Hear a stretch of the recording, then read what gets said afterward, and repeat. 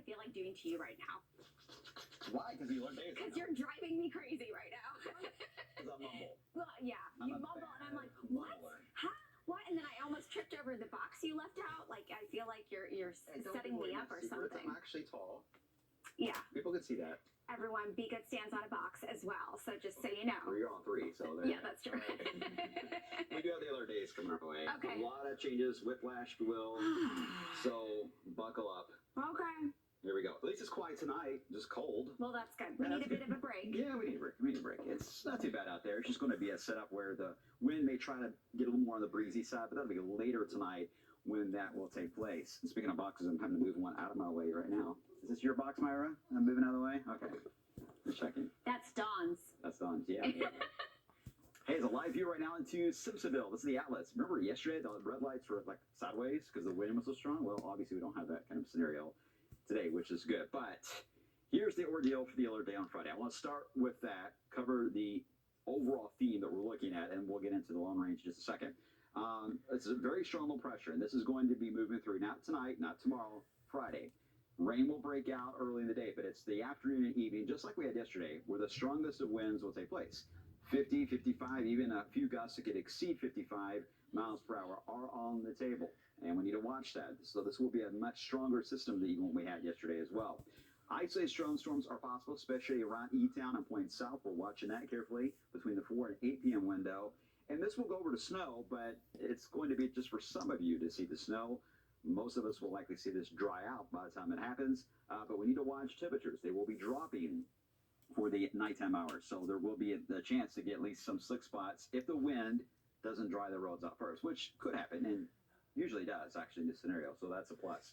Here's Futurecast showing at 4:30 in the morning. Here comes the rain, beginning to increase across Indiana and central Kentucky. I know it's showing snow. Any chance to see the start of snow is going to be closer to Cincinnati. I don't see it happening here. It'll all be rain for all of us. And look at this, a lot of yellows and oranges showing up. So this is moderate to heavy rainfall at times.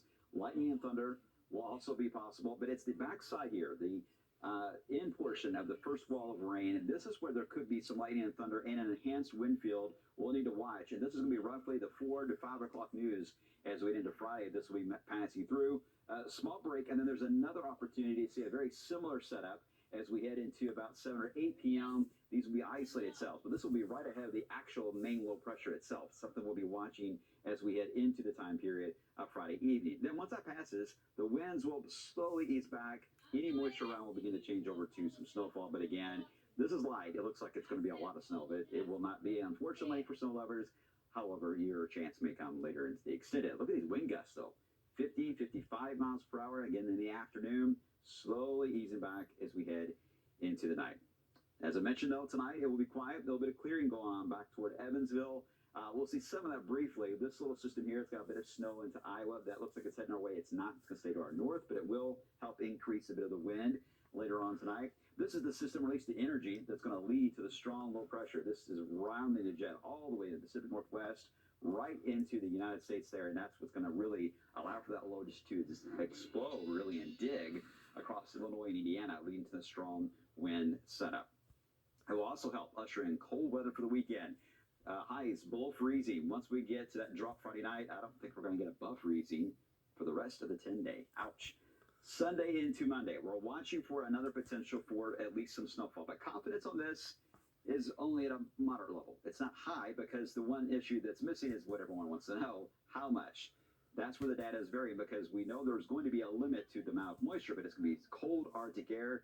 You can get some high snow ratios and that kind of a setup. So we know that any amount of snow, even a half inch or even 1 inch of snow would cause slick road conditions. So that has to be worked out, but we got to get past really the weekend before we can narrow that down. But we're much more confident in the idea it will get quite cold and bitterly cold, in fact, with wind chills below 0, could even dip below 10 or 15 below as we head into Monday and Tuesday. So school systems will be watching that carefully as we head into Monday night, early Tuesday. All right, see what this Wave News will conclude at 3 o'clock right after this.